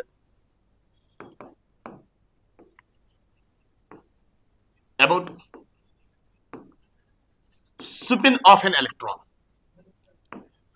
ये हमें इंफॉर्मेशन देता है किसके related spin off an electron के रिलेटेड हमें ये इंफॉर्मेशन देता है कौन स्पिन क्वांटम नंबर तो अगर हम देख लेंगे it gives information about the spin off an electron तो अगर हम देखेंगे values of MS spin quantum number के कितने वैल्यूज होंगे स्पिन क्वांटम नंबर के 2 वैल्यूज होते हैं बेटा या तो होगा +1/2 या होगा -1/2 यानी स्पिन क्वांटम नंबर के 2 ही वैल्यूज पॉसिबल है या होगा बेटा +1/2 या होगा -1/2 तो ये हमारे पास एक सबसे इंपॉर्टेंट क्वेश्चन है बेटा इन क्वेश्चंस में भी बेटा सबसे ज्यादा इंपॉर्टेंट क्वेश्चन यानी जिसको बोलते हैं guess with in a guess वो यही वाला हमारे पास है that is define quantum numbers and name the 4 quantum numbers चलिए बेटा नेक्स्ट बेटा हमारे पास है डिफाइन एन ऑर्बिटल ऑर्बिटल क्या होता है फिर उसके बाद draw the shape of 2 orbitals का पूछा गया py ऑर्बिटल बोले और dxy ऑर्बिटल बोले इनकी आपको शेप सारे p ऑर्बिटल्स की शेप नहीं बनानी है py ऑर्बिटल की सारे d ऑर्बिटल्स की शेप नहीं बनानी है खाली dxy ऑर्बिटल की शेप ध्यान देना अगर हम एटम की बात कर लेंगे ना एटम में बेटा सेंटर पे न्यूक्लियस होता है न्यूक्लियस ये होता है मान लो बेटा एक काम कर लेते हैं मान लो ये एक रीजन है न्यूक्लियस क्या है 3D में सोच लेना बेटा हवा हवा में ही सोच लेना ये दूसरा एक रीजन है ये और एक रीजन मैंने लिखा ये और एक रीजन मैंने लिखा ये मैंने और एक रीजन बना दिया ठीक है शाबाश तो अगर इस रीजन में बेटा इलेक्ट्रॉन प्रेजेंट इलेक्ट्रॉन वेव है तो आप बोलोगे सर इस रीजन में इलेक्ट्रॉन वेव है ये आप मान के चलो बेटा 2 मिनट के लिए अगर इस रीजन में इलेक्ट्रॉन वेव है अगर इस रीजन में इलेक्ट्रॉन वेव है तो जरा मुझे बोलेगा बेटा इस रीजन में प्रोबेबिलिटी ऑफ फाइंडिंग इलेक्ट्रॉन कितनी है? तो आप बोलोगे सर मैक्सिमम है, क्योंकि इसमें इलेक्ट्रॉन वेव है। इस रीजन में electron wave finding of probability of finding electron कितना है? मैक्सिमम। इस रीजन में प्रोबेबिलिटी ऑफ फाइंडिंग इलेक्ट्रॉन क्या है? मैक्सिमम। अच्छा, यहां पर प्रोबेबिलिटी ऑफ फाइंडिंग इलेक्ट्रॉन कितनी है? जीरो, क्योंकि इसमें इलेक्ट्रॉन वेव ही नहीं है। यहां पर भी इलेक्ट्रॉन वेव क्या है? जीरो। तो इस रीजन को बोलेंगे जहां पर इलेक्ट्रॉन वेव जीरो होगी, we call it as node. इसको भी क्या बोलेंगे? नोड। यहां पर इलेक्ट्रॉन प्रोबेबिलिटी मैक्सिमम है, इसको नाम बोलेंगे ऑर्बिटल। इसको भी क्या नाम बोलेंगे? ऑर्बिटल। और इसको भी क्या नाम बोलेंगे? ऑर्बिटल। यानी अब ऑर्बिटल क्या होता है? तो आप बोलोगे सर ऑर्बिटल वो रीजन होता है जहां पर प्रोबेबिलिटी, जहां पर इलेक्ट्रॉन वेव होती है, और जहां पर इलेक्ट्रॉन वेव होती है वहीं पर प्रोबेबिलिटी ऑफ फाइंडिंग इलेक्ट्रॉन क्या होगा? मैक्सिमम। तो अगर मुझे ऑर्बिटल बोलना होगा तो आप बोलोगे अगर मैं ऑर्बिटल की बात कर लेता तो आप बोलोगे sir region around the nucleus where probability of finding electron is maximum, यानी ऑर्बिटल। ऑर्बिटल क्या होता है? तो आप बोलोगे सर ऑर्बिटल होता है reason around the nucleus, reason around the nucleus where probability of finding electron is maximum, where probability of finding an electron is maximum, finding an electron is maximum, region where probability of finding an electron is maximum, we call that region as orbital. दूसरा क्या होता है? दूसरा होता है node. Node बेटा वो reason होता है जहां पर प्रोबेबिलिटी ऑफ फाइंडिंग इलेक्ट्रॉन कितनी है? Zero. Region where probability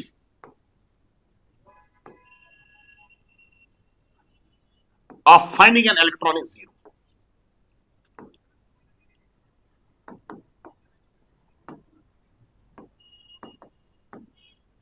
reason where probability of finding an electron is zero, जहां पर प्रोबेबिलिटी ऑफ फाइंडिंग इलेक्ट्रॉन कितना है? Zero, we call that region as node. तो अगर हम देख लेंगे तो पहला पार्ट यही था क्वेश्चन का, डिफाइन ऑर्बिटल। हमने ऑर्बिटल भी डिफाइन किया, नोड भी डिफाइन किया। अब दूसरा क्या है? पी वाई ऑर्बिटल की शेप बोले, ठीक है। चलिए बेटा, अगर हम बात कर लेंगे बेटा पी ऑर्बिटल की, ध्यान दें बेटा यहां पर, मगर पी ऑर्बिटल को बेटा डिस्कस करने से पहले पी ऑर्बिटल की शेप जो होती है that is dumbbell in shape, dumbbell in shape, इसकी डम्बल शेप होती है, ध्यान देना। तो अगर हम बात कर लेंगे, ये हमारे पास है पी एक्स ऑर्बिटल, ये हमारे पास पी वाई ऑर्बिटल, ये हमारे पास पी जेड ऑर्बिटल। कितने ऑर्बिटल्स पी के? तीन, P X, P Y, P Z, तीन पी ऑर्बिटल्स। ये भी पी ऑर्बिटल, ये भी पी ऑर्बिटल, ये भी पी ऑर्बिटल। और अगर हम देख लेंगे कंबाइन करके बेटा हमारे पास जो है दैट इज पी सबशेल, ये कंबाइन करके क्या है? P subshell. ये भी P orbital, P orbital, P orbital, और कंबाइन करके पी सबशेल। अच्छा, मुझे बोलेगा पी एक्स ऑर्बिटल की शेप क्या है? Dumbbell in shape. P Y orbital की क्या है? Dumbbell in shape. P Z orbital की क्या है? डम्बल। डम्बल का मतलब होता है दो लोब्स। अब कितने ऑर्बिटल्स ऐसे हैं बेटा जिनकी एनर्जी सेम है? तीन। तो we called it as a three fold degenerate, three fold degenerate. ये थ्री फोल्ड डिजेनरेट होते हैं। कौन से बेटा होते हैं थ्री फोल्ड डिजेनरेट? यही बेटा पी ऑर्बिटल। मगर पी ऑर्बिटल में भी मुझे किसकी शेप बनानी है? P X orbital, P Y orbital की। ध्यान दे बेटा, पी वाई ऑर्बिटल में बेटा हमने डम्बल शेप बनानी, तो ये बेटा डम्बल शेप आ गई। लेकिन कौन सा ऑर्बिटल बेटा? P Y orbital. तो यहां से बेटा ये कौन सी एक्सिस हमारे पास है? Y axis. और इस रीजन में क्या होती है? इस रीजन में बेटा इलेक्ट्रॉन डेंसिटी होती है।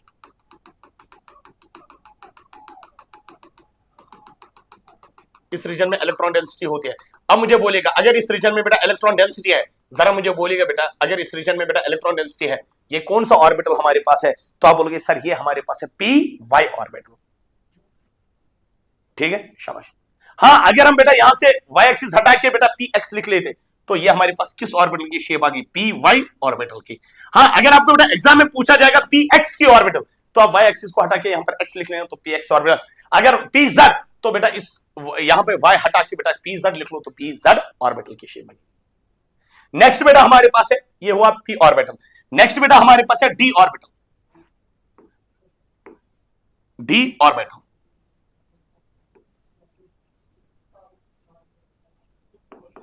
डी ऑर्बिटल, डी ऑर्बिटल की शेप जो होती है we call it is a double dumbbell in shape. Double dumbbell in shape, इसकी डबल डम्बल इन शेप होते हैं except D Z square. D Z square को छोड़ के बेटा हर किसी की बेटा डबल डम्बल। डबल डम्बल का मतलब होता है 2 लोब्स, डबल डम्बल का मतलब होते हैं 4 लोब्स। तो अगर मैं डी सबशेल की बात कर लेता हूं, ध्यान दे बेटा, ये डी सबशेल होती है 1 2 3 4 एंड 5। पहला जो हमारे पास है that is D X Y orbital, दूसरा हमारे पास है डी वाई जेड ऑर्बिटल, तीसरा हमारे पास है डी एक्स जेड ऑर्बिटल, उसके बाद बेटा D X square minus Y square, और लास्ट में बेटा हमारे पास कौन सा? D Z square. और सारे कंबाइन करके बेटा क्या है? D subshell.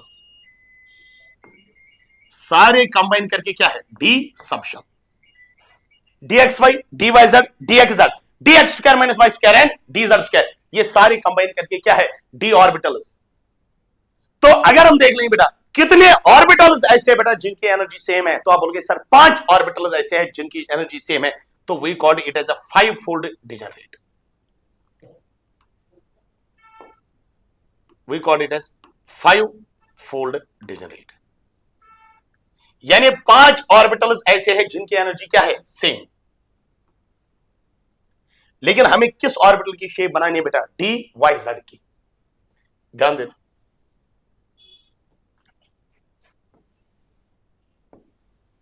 ये वाई एक्सिस और ये जेड एक्सिस, यहां पर बेटा क्या है? न्यूक्लियस।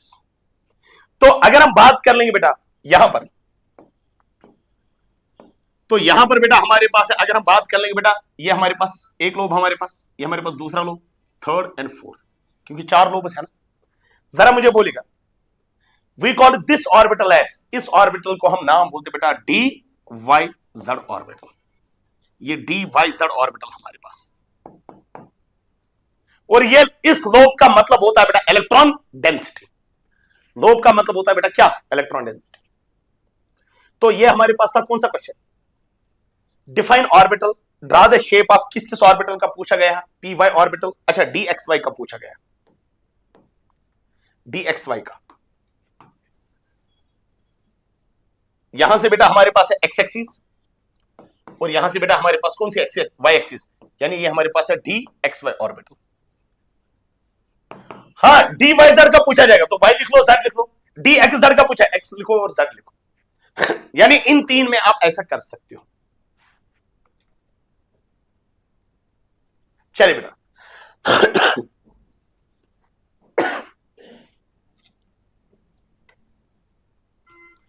नेक्स्ट बेटा हमारे पास क्या है? State Aufbau principle, Pauli's exclusion principle and Hund's rule. ठीक है, चलिए यहां देखो, ये जो बेटा हमारे पास डायग्राम देखे है ना बोर्ड पे, इस डायग्राम को बेटा आपने इससे पहले भी देखा होगा, या इस डायग्राम को बेटा आपने इससे पहले भी पढ़ा होगा। ये डायग्राम हमारे पास है N+L रूल वाली डायग्राम। और अगर हम 1s की बात करेंगे बेटा, इसका N+L वैल्यू 1 होता है। 2s के लिए बेटा N+L वैल्यू बेटा 2 होता है। 3s और 2p के लिए N+L वैल्यू बेटा 3 होता है। इसका N+L वैल्यू बेटा 4 होता है। इनका N+L वैल्यू बेटा 5 होता है। इसका N+L वैल्यू बेटा 6 होता है। इनका N+L वैल्यू बेटा 7 होता है, और इनका N+L वैल्यू 8 होता है। अगर हम बेटा एनर्जी वाइज देखेंगे, चूंकि ये सब शेल्स बेटा मैंने बोर्ड पे बनाए हैं, ये मैंने बेटा बोर्ड पे क्या बनाए? सब शेल्स।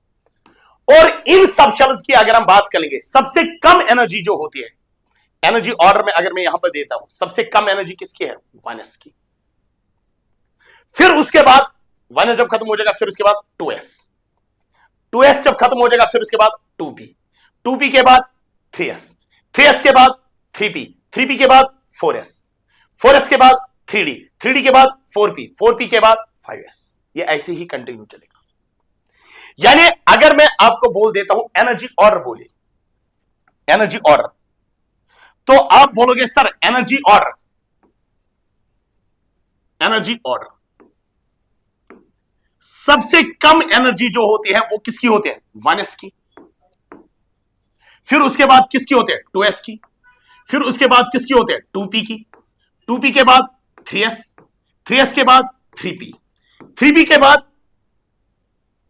3p के बाद 3d, 3p के बाद 4s, 4s के बाद 3d, फिर 4p, फिर 5s। ये ऐसे ही चलेगा ना। 3p, 3p के बाद 4s, 4s के बाद 3d, ये ऐसे ही चलेगा। फिर 4p, फिर 5s, ऐसे ही चलेगा बेटा ये कंटिन्यू। और ये जो ऑर्डर मैंने लिखा ना, ये सब चल्स का ऑर्डर मैंने लिखा, और ये सब चल्स का ऑर्डर बेटा on the base of energy. जरा मुझे बोलेगा, अगर हम बात कर लेंगे एस सब चल की, किसकी बात कर लेंगे? एस सब चल की। कोई भी एस ले लो बेटा इस बोर्ड से, उसमें बेटा एक डब्बा होगा, और एक डब्बे में मैक्सिमम 2 इलेक्ट्रॉन बैठ सकते हैं।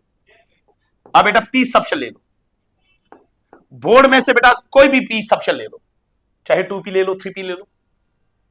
पी सबशेल में बेटा 3 डब्बे होते हैं, और 3 डब्बों में बेटा मैक्सिमम कितने इलेक्ट्रॉन बैठ सकते हैं? 6। इसी तरह से बेटा डी सबशेल, डी सबशेल में बेटा कितने डब्बे होते हैं? 5। 1 2 3 4 5। 5 डब्बों में बेटा मैक्सिमम कितने इलेक्ट्रॉन बैठ सकते हैं? 10। और इसी तरह से बेटा एफ सबशेल, एफ सबशेल में बेटा 7 ऑर्बिटल्स होते हैं, 1 2 3 4 5 6 7। तो एफ सबशेल में बेटा मैक्सिमम कितने इलेक्ट्रॉन बैठ सकते हैं? 14। ठीक है, तो ये हमने लिखा एस सबशेल क्या होते हैं, पी सबशेल क्या होते हैं, डी सबशेल क्या होते हैं, एफ सबशेल क्या होते हैं। ठीक है, ठीक है। सबसे कम एनर्जी किसकी है? 1s की। तो हम बेटा बेसिकली किसको डिस्कस करने जा रहे हैं? हम डिस्कस करने जा रहे हैं अब्बा प्रिंसिपल क्या होता है। ध्यान देना। तो हम पहले देखेंगे बेटा अब्बा प्रिंसिपल। अब्बा प्रिंसिपल, अब्बा प्रिंसिपल बेटा आपको यह बताता है कि अगर इलेक्ट्रॉन पहले जाएगा, वो जाएगा लोअर एनर्जी ऑर्बिटल में, जब वो फिल हो जाएंगे फिर हायर एनर्जी ऑर्बिटल में जाएंगे। यानी in ground state of an atom, in ground state of an atom,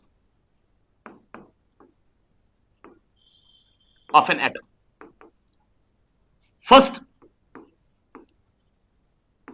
lower energy orbitals are filled, first lower energy orbitals are filled, first lower energy orbitals are filled, then higher energy ones,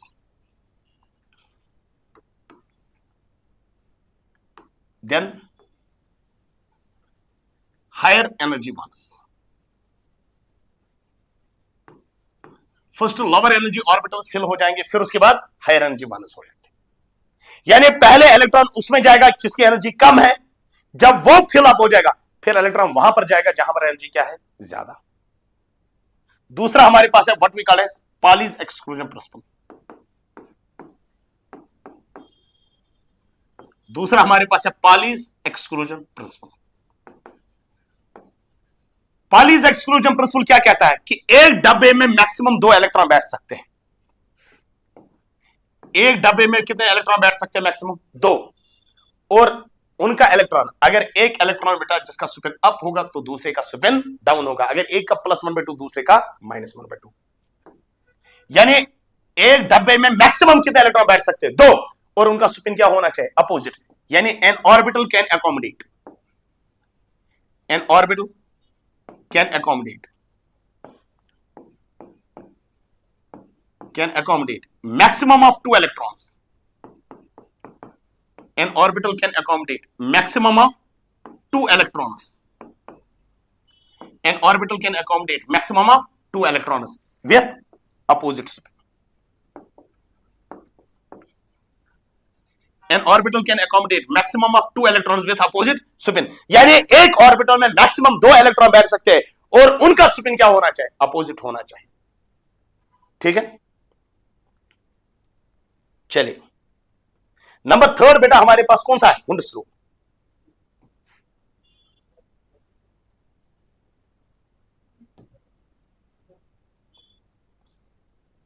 number third बेटा हमारे पास है what we call as कौन सा? Hund's rule. अगर हम Hund's rule की बात कर लेंगे, ध्यान देना बेटा, अगर हम हुंड्स रूल की बात कर लेते हैं, अगर हम एस सबशेल देख लेंगे, एस सबशेल को छोड़ दो, पी में बेटा कितने डब्बे? 3। पहले हर किसी डब्बे में एक एक इलेक्ट्रॉन जाएगा, फिर उसके बाद क्या हो जाएगी? पेयरिंग। डी में पहले हर किसी डब्बे में एक एक इलेक्ट्रॉन जाएगा, फिर उसके बाद क्या हो जाएगी? पेयरिंग। एफ सबशेल में पहले हर किसी में एक एक इलेक्ट्रॉन जाएगा, फिर उसके बाद क्या हो जाएगी? पेयरिंग। यानी हुंड्स रूल क्या कहता है? इन P, D and F subshell, first single electron is filled in. First single electron is filled in each orbital. First single electron is filled in each orbital. Is filled in each orbital with same spin. With same spin. पहले हर किसी orbital में बेटा एक एक electron जाएगा in p d and f subshell. First single electron is filled in each orbital with same spin, then pairing occurs. फिर उसके बाद क्या हो जाएगा? देन पेयरिंग ऑकर्स, तब पेयरिंग हो जाएगी, देन पेयरिंग ऑकर्स। उसके बाद क्या हो जाएगी? पेयरिंग। यानी जब पी डी और एफ में बेटा आपको इलेक्ट्रॉन फिल करने होंगे, पहले हर किसी में एक एक इलेक्ट्रॉन जाएगा विद द सेम स्पिन, फिर उसके बाद क्या हो जाएगी? पेयरिंग हो जाएगी। ठीक है, शाबाश।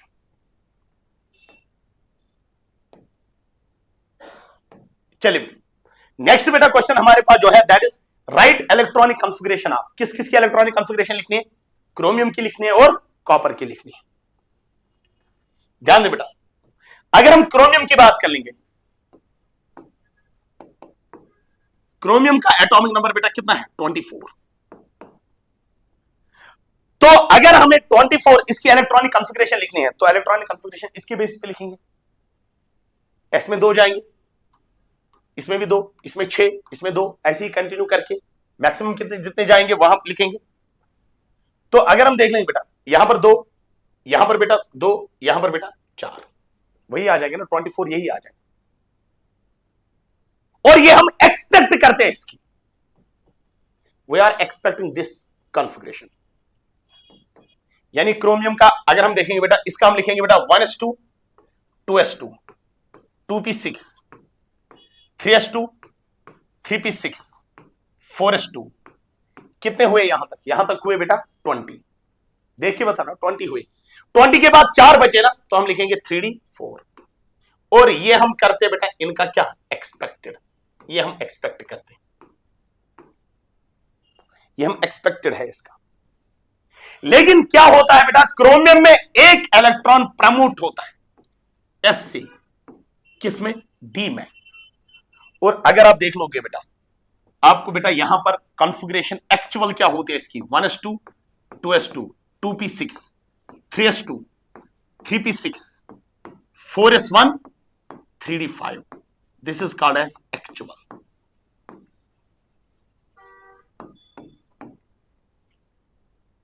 ठीक है, अच्छा मुझे बोलेगा इसी तरीके से बेटा अगर हम बात कर लेंगे कॉपर का, कॉपर का एटॉमिक नंबर कितना है? 29। इलेक्ट्रॉनिक कॉन्फ़िगरेशन आप क्या एक्सपेक्ट करते हो? 1s2, 2s2, 2p6, 3s2, 3p6, 4s2, 3d9। ये हम बेटा एक्सपेक्टेड है इसकी, एक्सपेक्टेड।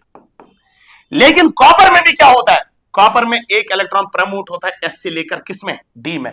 तो अगर एक इलेक्ट्रॉन एस से डी में प्रमोट हो जाएगा तो आपको क्या मिलेगा बेटा? 1s2, 2s2, 2p6, 3s2, 3p6 4s1 3d10, तो ये है इसकी क्या एक्चुअल।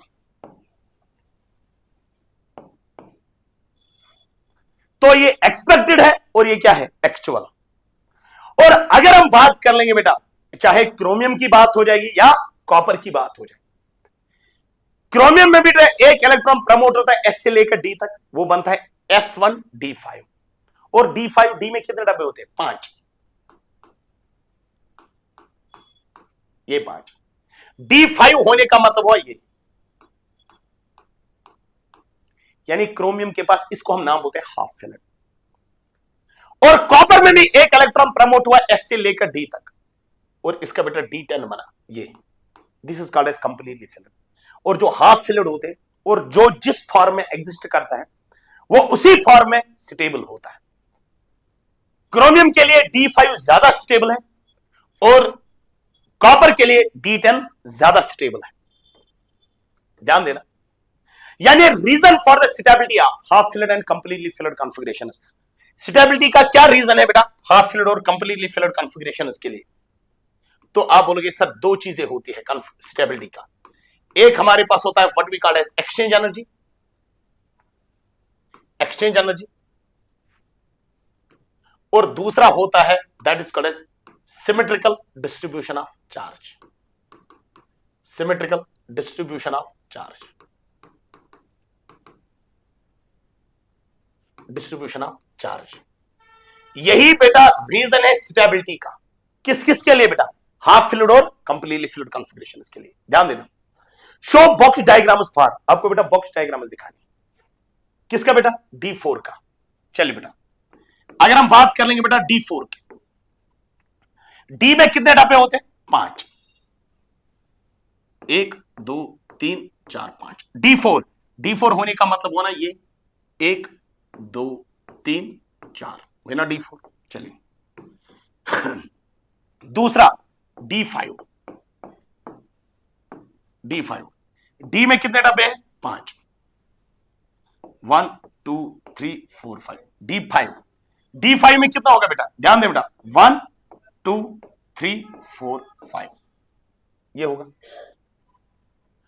उसके बाद बेटा हमारे पास कौन सा है, चलिए बेटा उसके बाद बेटा हमारे पास कौन सा है, नंबर थर्ड कौन सा है d9, जरा मुझे बोलेगा 5 डब्बे हैं 1 2 3 4 5, d9 होने का मतलब हो रहा 1 2 3 4 5, वही हुआ ना, हर किसी डब्बे में पहले एक एक इलेक्ट्रॉन जाएगा, फिर उसके बाद 6 7 8 9। चलिए बेटा d10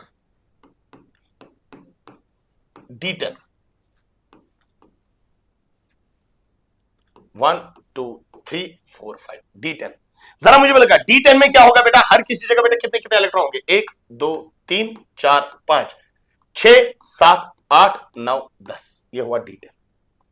चलिए बेटा अगर हम बात कर लेंगे बेटा d4 की, d4 में कितने डब्बे हैं 5 में से कितने फिलड है 4, we called it as partially filled,